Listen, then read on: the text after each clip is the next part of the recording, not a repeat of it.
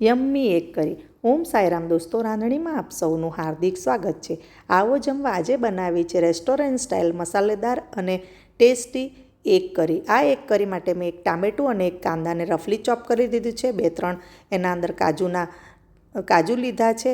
તમે કાજુના બદલે 1 ચમચી મગજતરીના બી કે સફેદ તલ લઈ શકો છો. આ રસાને ઘટ્ટ કરવા માટે છે. થોડા મેં આખા મસાલા લીધા છે, આદુ મરચાં લસણની પેસ્ટ અને 2 ઈંડા લીધા છે.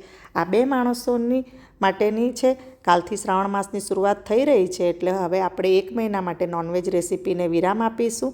અને આ દરમિયાન હું શાકાહારી રેસીપી લેતી આવીશ, તેથી તમે મારા સાથે જોડાયેલા રહેજો અને મને સપોર્ટ કરતા રહેજો. હવે કઢાઈના અંદર મેં 2 ચમચી તેલ લઈ લીધું છે. તેના અંદર 1 ચમચી રાઈ અને 1 ચમચી જીરું, આખા મસાલા અને જે આપણે કાપેલા કાંદા ટામેટાં હતા એ અને કાજુ બધું અને આદુ મરચાં લસણની પેસ્ટ નાખીને આપણે એને સરસ રીતે સાંતળી લઈશું. અને સાંતળાઈ જાય કે ઠંડુ કરીને એને મિક્સર ગ્રાઇન્ડરમાં પીસી લઈને એક પેસ્ટ બનાવી લઈશું.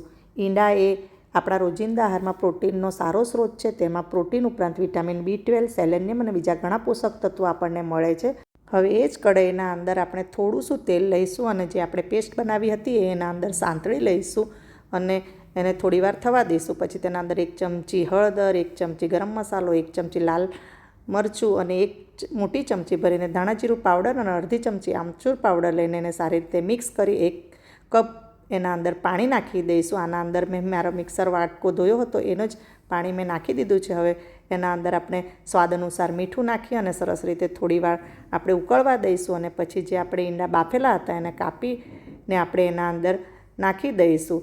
તમે આ ઈંડાને થોડા ફ્રાય કરીને પણ નાખી શકો છો. 2-3 મિનિટ કૂક થઈ જાય પછી આપણે એને ધાણાથી સજાવી લઈએ. તમે પણ આ રેસીપીને જરૂરથી ટ્રાય કરજો, એન્જોય કરજો અને મારી રાંધણીને લાઇક, શેર, સબસ્ક્રાઈબ કરજો. આવો જમવા.